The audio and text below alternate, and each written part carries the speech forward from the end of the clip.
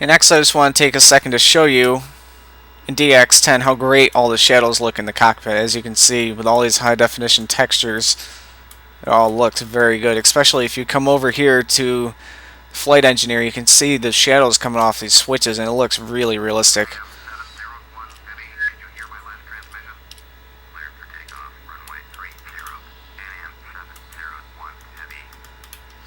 Alright, so next we're going to turn our landing lights on.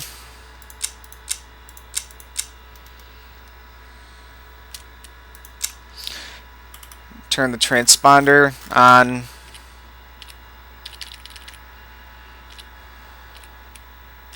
If I can get to the right view here.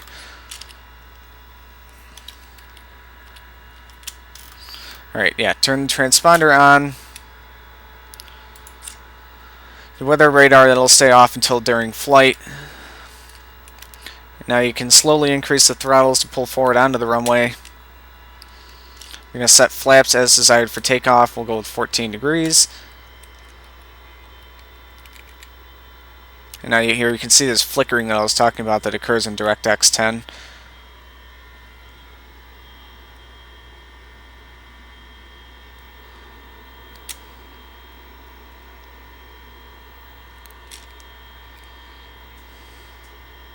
Everything will look a lot better once we get up in the air.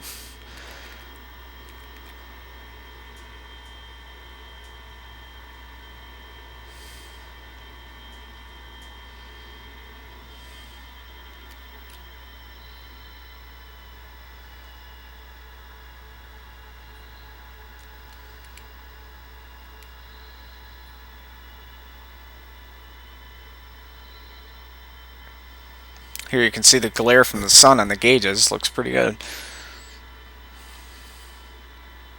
You see the flickering disappears once you're on the runway. Once you're on the runway, increase thrust to about 1/3. Make sure that all your engines are displaying stable N1, N2, and EGT and that they're all the same.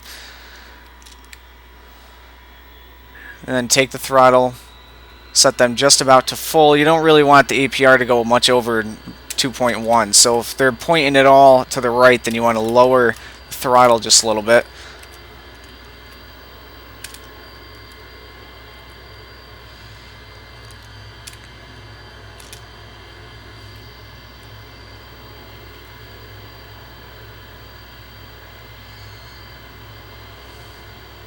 Because of our weight right now, we're going to want to take off with our V2 right around 150 knots.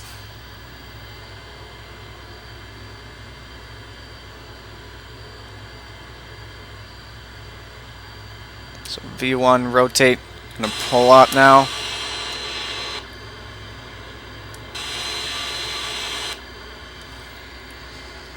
So you have established positive climb, landing gear up. You can see the smoke coming out of the engines. That is one of the most realistic parts of this plane.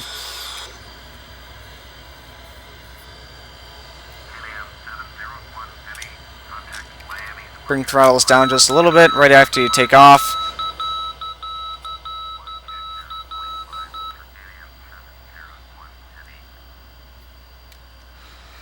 Put the flaps up.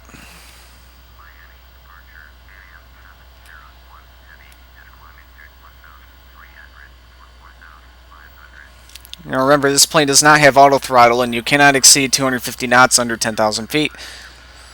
So you gotta be alert about that.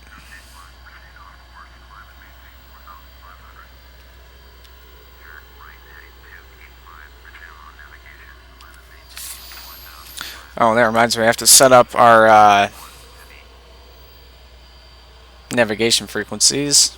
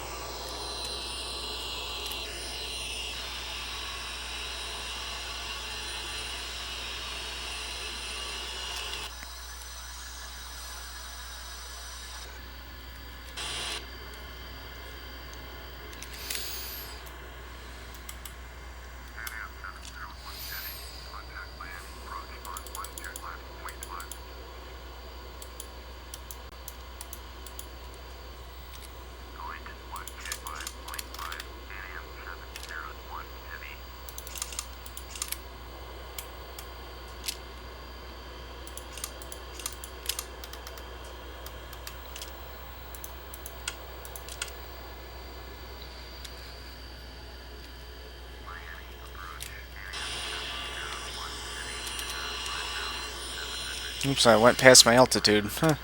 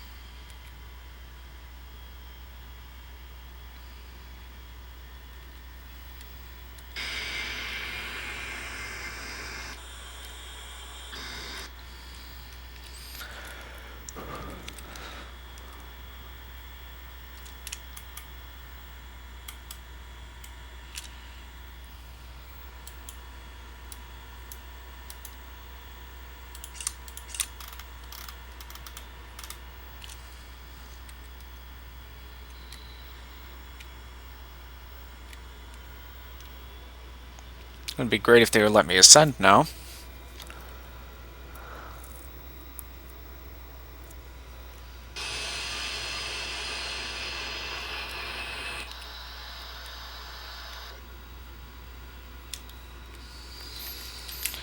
Alright, so you can use the autopilot to hold your altitude.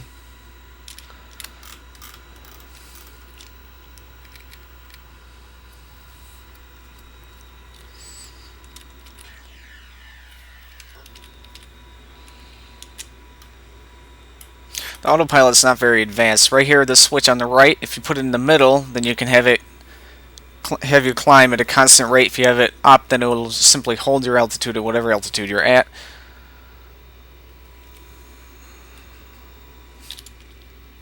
Okay, I'm not sure what's going on with this flight plan here.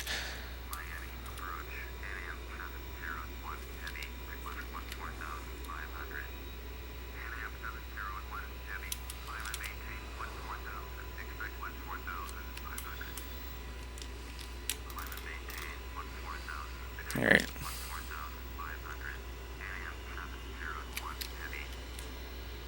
Autopilot's actually a lot easier to control from the 2D panel. So left click this, so it'll be climbing now.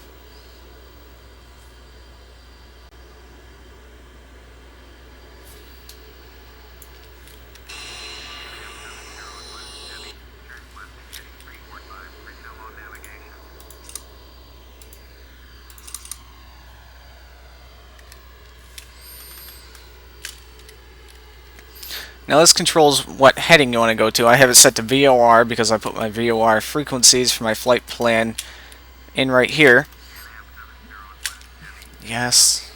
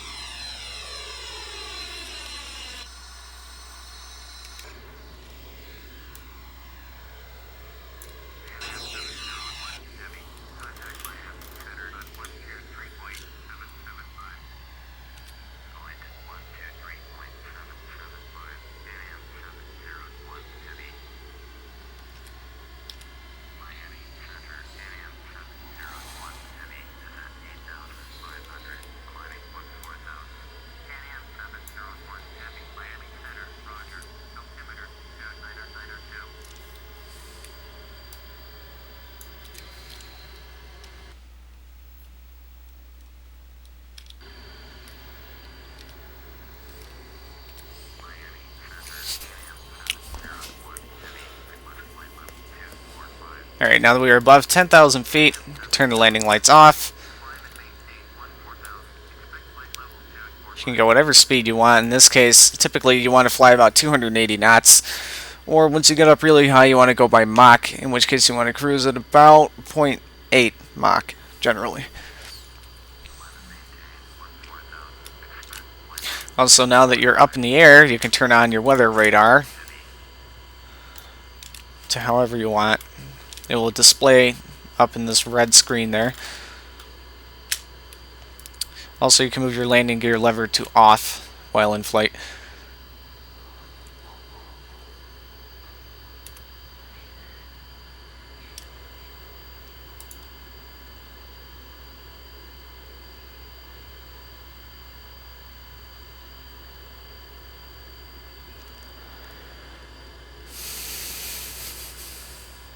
Notice we're slowly accelerating here. Once I get near 14,000 feet, I'm going to throttle back a little bit and engage the altitude hold on the autopilot. I'm actually going to start throttling back right about now.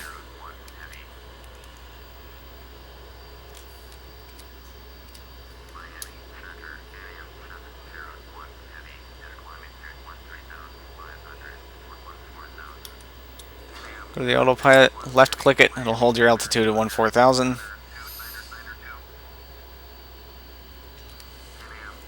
Throttle back a lot now.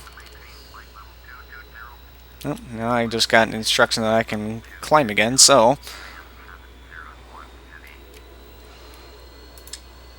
full throttle.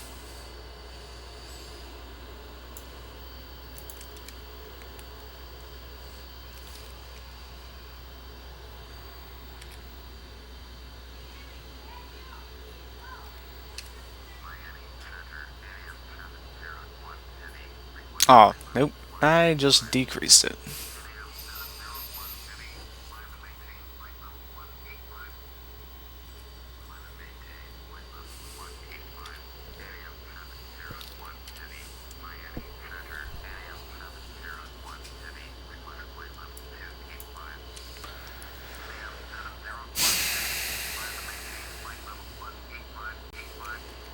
Now you see our speed is getting down a little low, so then you just tell the autopilot to have you climb a little bit more slowly.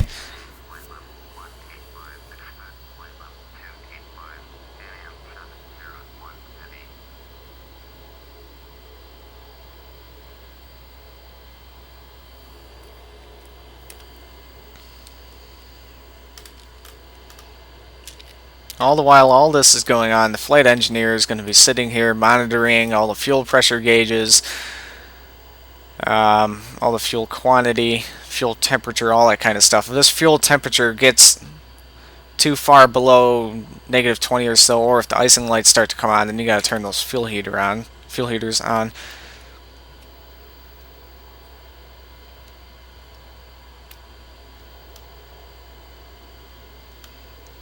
Just looking all over the gauges, make sure everything's going the way it's supposed to.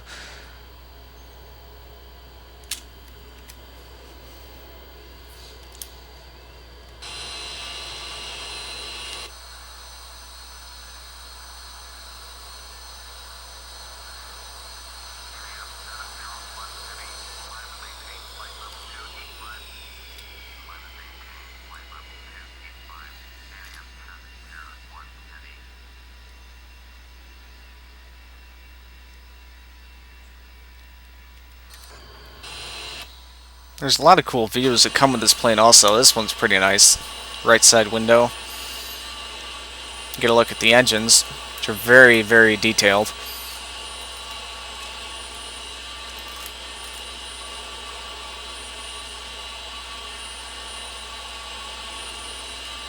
Now this plane on the exterior, I get very good frame rates. Even when I'm recording with Fraps and all the settings I have in FSX, I'm getting 30 frames per second right now. On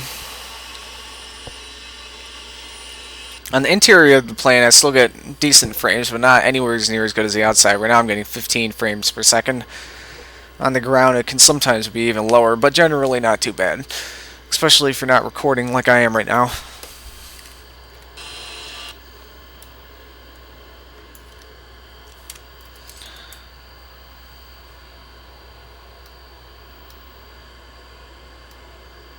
Now while you're flying, you want to watch this right here. It'll tell you how far away from your waypoint you are until you have to put the next one into your frequency. Once it gets below 10 miles, that's typically when you want to switch it. Also, once you get below 10 miles, this light, this is 10-mile alert, will flash on. So you should have plenty of warning that you've got to change what you're doing.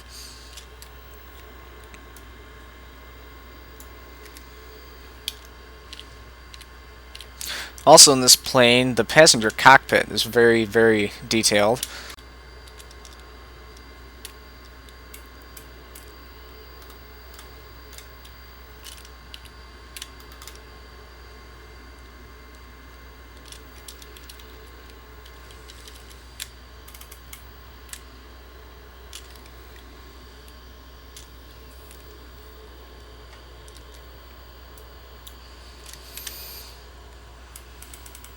Alright, so now I'm going to take my next frequency, which is 112.2. Put this in there. Now it says I'm 117 miles away from my next frequency.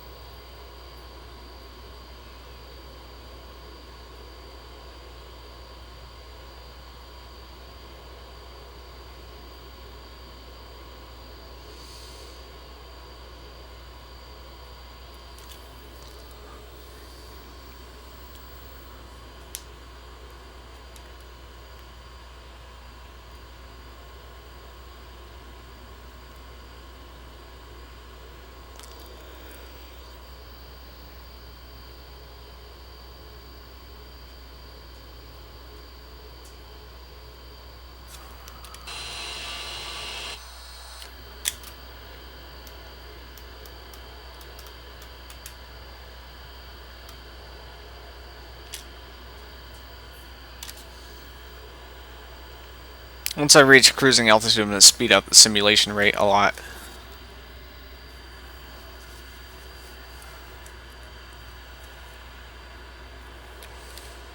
You'll see the EPR is starting to get a little bit high, so I'm going to throttle back a little bit. Also, if the N1 or the N2 are getting much over 100, then you also want to throttle back a bit.